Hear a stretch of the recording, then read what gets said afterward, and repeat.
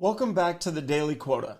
I'm your host, Nicholas Hill, and in today's lesson, we're going to introduce an incredibly popular and powerful sales qualification framework.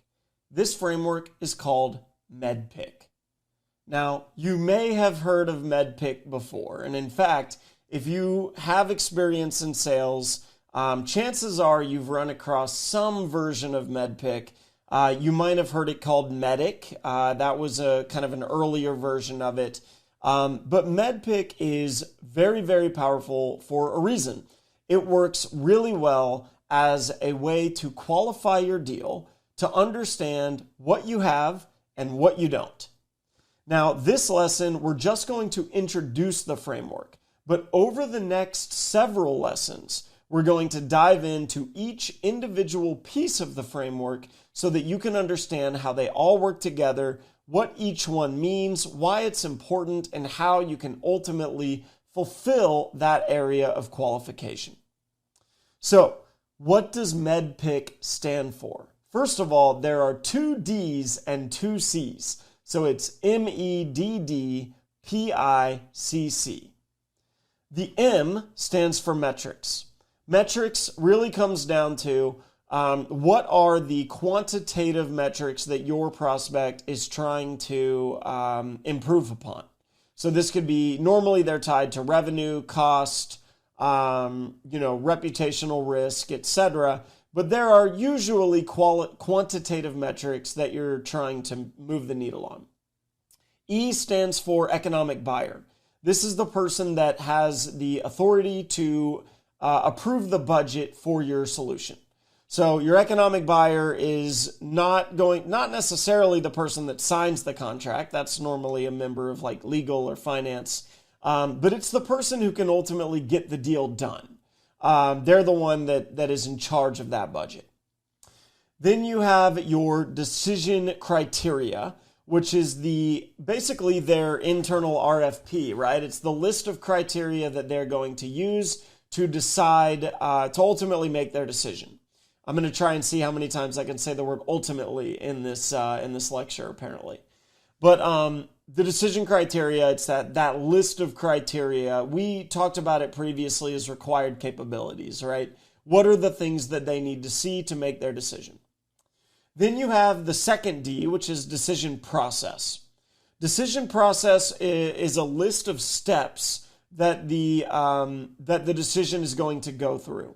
So decision process might be, first it goes through the team leader, then it goes through the steering committee, then it's approved by IT and procurement, then it has final approval by legal and finance, right? I'm making that up, but there are multiple steps that a decision goes through. The P stands for paper process, which essentially means what are the specific pieces of paper that need to be signed?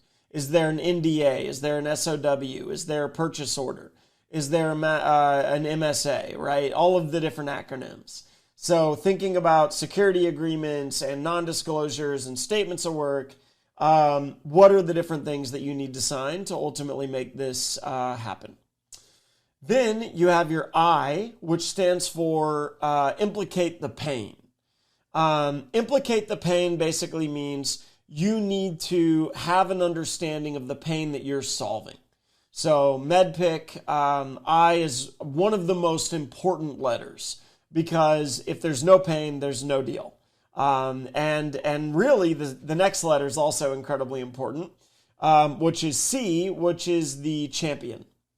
And your champion is the person that is ultimately selling for you when you're not in the room. So a champion is someone with power, influence, and authority. They have a vested interest in selling the product on your behalf. They usually have a personal win. We'll talk all about champions in that specific lesson. And then the last C stands for competition.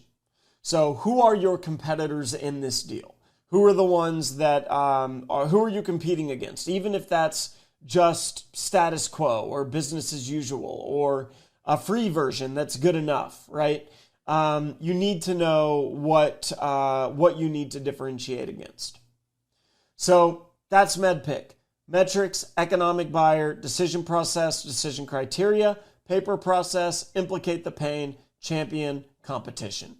If you have all 8 letters of MEDDPICC, if you have all 8 areas completed, then you have a ridiculously strong deal that is most likely going to close. If you have significant gaps, that doesn't necessarily mean that you don't have a good opportunity, but it means that you have some work to do. And the real benefit of MEDDPICC is that you can use it like a compass to understand your heading, to understand where you ultimately need to go next. What do you need to learn? Who do you need to get to? What do you need to achieve? So that is a brief overview of MEDDPICC. Over the next few lessons, as I mentioned, we're going to go into each one in detail. So don't worry if you don't feel like you understand it yet. What I do want you to do, though, is for today's assignment, you are going to analyze 3 of your current opportunities, and I want you to compare them against each letter of MEDDPICC. So I want you to understand which areas of MEDDPICC do I have a strong understanding of, and which areas do I have a weak understanding of, based on this very rudimentary description that I've just given you. I know that we're going to go into more details on it. You may not have a full understanding just yet, but give it a shot. Because at the end of these lessons, I'm going to ask you to revisit these opportunities, and we're going to understand what we can do to ultimately make them far, far stronger. Cool. Let me make sure I covered everything in my notes because I kind of did that entire lesson off the cuff. Yeah, I think that's good. Your study guide will help you. Your study guide will list out all 8 of these areas with their descriptions to help you with the assignment.